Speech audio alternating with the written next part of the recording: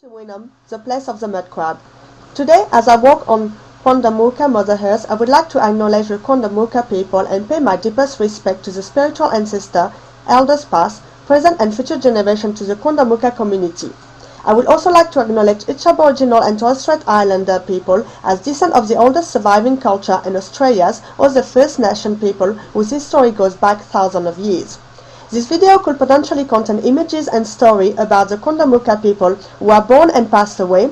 However, their cultural heritage regarding their land and surrounding ocean, these people will remain present and pass down Kondamuka dreaming story. I've been living in Winam for the past 5 years, and I cannot recall how many times I have walked on the pier, took my children swimming in the wading pool, and feeling privileged to be living in such a beautiful environment. Recently, it occurred to me I have never inquired into the true meaning, like where does the name Winam come from and what is the story behind it. Realizing there was limited visual evidence of the cultural importance at first glance, didn't seem to be valued. To have any factual knowledge, one had to personally seek it. The Kondamuka people were not overly visible in my local vicinity, demonstrating only colorful mosaic on the boardwalk. I had to borrow a few books from my local library to find out only limited story about the Kondamuka people. It is alarming to know that precious Aboriginal history and culture is slipping away, and since closing the gap policy has evidently failed on many levels, Aboriginal people are still walking in the white man's shoes and being oppressed, finding it hard to express their view and cultural opinions.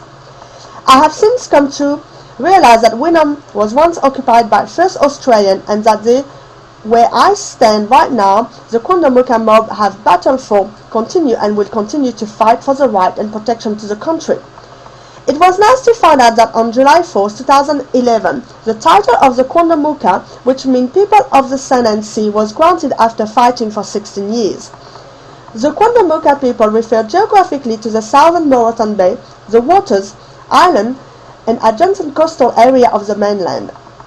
Their lifestyle was nomadic, which is traveling through different shelters.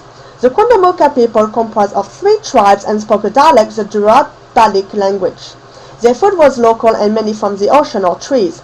Men were busy hunting and fishing, while women were gathering other sources of food, such as panamus tree and insect larvae. Therefore, the Kondamuka people named this place where I stand today Winam, deriving from an Aboriginal word Winam, describing the panamus tree. After reading and refining my knowledge on the Kondamuka culture, I'm feeling more confident as this new information has empowered me and enabled me to teach my children and many others wondering about the history of Winam indigenous nation. If asked, being in tune with my cultural environment is important to me and my future practice. It made me think that we are all living on this beautiful Mother Earth, and that we are all here to work together and accept people for who they are instead of stereotyping a culture based on oppression.